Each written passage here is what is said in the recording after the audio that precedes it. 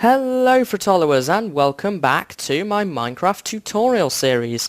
This is episode 52 and in today's episode we're going to be talking about the Redstone Repeater. And in today's episode we're going to be talking about the Redstone Repeater. And in today's episode we're going to be talking about the Redstone Repeater. No, not really. I'm not going to spend all of this episode repeating myself. We are going to be talking about a very, very important piece of redstone circuitry, and that is the Redstone Repeater. For the fourth or fifth time there. So there is not too much to talk about as regards the Redstone Repeater, certainly in comparison to the Torch last episode, but it does do a lot of good things which we will come back to later on when we look at logic gates and more advanced circuits.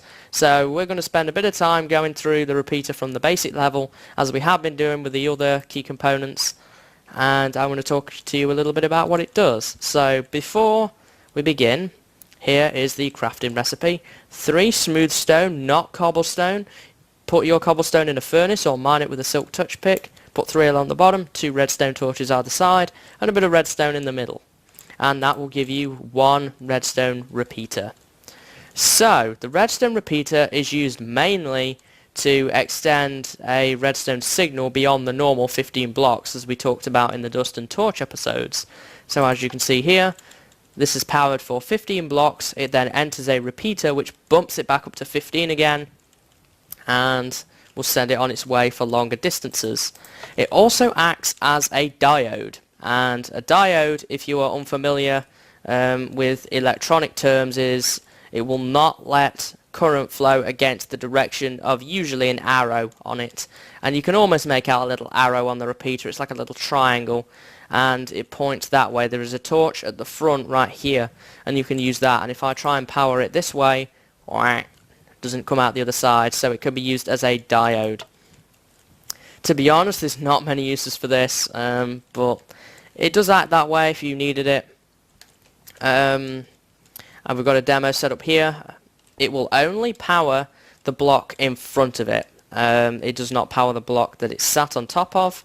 It does not power around it or above it. The block right here, where this redstone dust is, receives first degree power. So the block right here, hypothetically, will receive second degree power. So if you see here, this block is receiving first degree power, and then this block is receiving second degree power.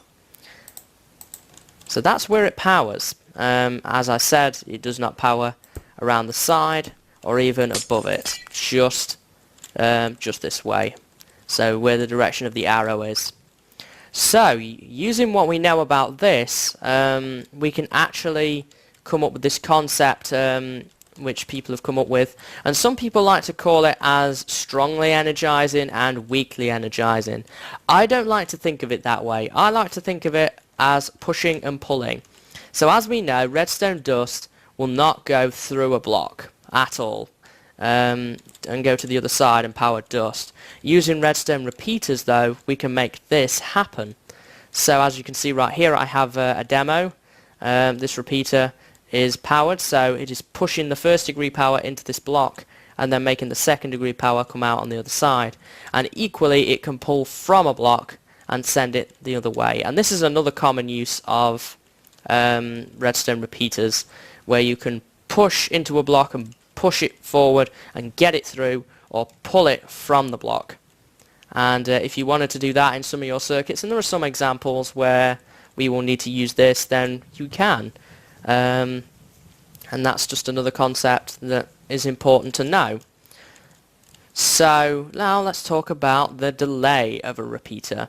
So a repeater has this setting on it where if you right click it, that torch moves along, and after 3 times it goes back to the beginning on the 4th click. And this is known as the delay setting, and as I talked about with the Redstone Torch last episode, the Redstone Torch gives 1 tick of delay, as does a Redstone Repeater. And if I right clicked on it once, that gives 2 ticks of delay. Twice, you get 3 ticks of delay, and then the final setting is 4 ticks of delay. And as I said last episode, just a quick recap, each tick is 1/10 of a second. And as I said last time as well, It's not so important right now, but when we get into certain timings of things, it becomes very, very important, and we'll talk about that more when we get to RS NOR latches and delayed resets. More about timing specific things. So I have this demo set up here. We have a piston with no repeater, a piston with repeater at setting 1, setting 2, setting 3 and setting 4. And watch what happens. There we are. As you can see, they all went up slightly after each other, and they all go down one after each other, and that is the delay of the repeater working. So this gets no delay, this receives 1 tick of delay, 2 ticks of delay, 3 ticks of delay and 4 ticks of delay. And we can use this feature and stack repeaters one in front of each other to make really long delays between where the signal comes in and the signal goes out. So watch this. As you can see, that was a much longer amount of time taken for the input to turn on and off. And we will use this feature probably later on in some circuits where we want a delay between, for example, a button being pushed and something actually happening, or between something turning off. And again, this is something that we will look at. One usage I could think of this off the top of my head is the RS NOR latches again. That's the most common use of this off the top of my head. So just something to keep in mind. You can stack Redstone repeaters for a longer delay before reaching the output or equally another part of the circuit. So with Minecraft 1.4, a new feature was added to the repeater, and this is the latching feature. And we're going to talk about this more when we get to something known as a memory circuit. And if you're familiar with Redstone, then you will recognize terms which are in that family. T flip-flops, RS NOR latches, they are all in that family of this and of the latch family. And this is a new feature that was added to the game. You get this little bedrock bar, and what this is known as is a gated D-latch. And what it basically does is it holds itself, basically. It holds its output. So even if I take this power source away, as you can see right here, I've pushed the redstone block away, this is not receiving power. This still keeps its power from that because it is locked. And it's being locked by this repeater right here going into this other one. So this we'll talk about more when we get to the latches section, when we look more at memory circuits. For right now though, I just wanted to show this feature of it off so it's not a complete confusion when we actually get there. But don't worry about this feature too much for now. We will talk about this more later down the line when we get to the memory circuits. And finally, here's an example of another way of using redstone repeaters, and that is in a circuit. Repeaters are used in a lot of different circuits. I'm just going to grab myself a torch.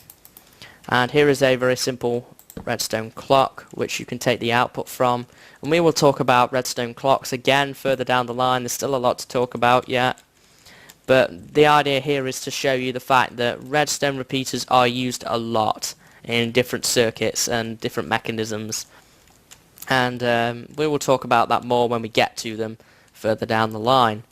So that's pretty much everything as regards the redstone repeater. Quick recap: it extends the block, the length of the signal beyond 15 blocks.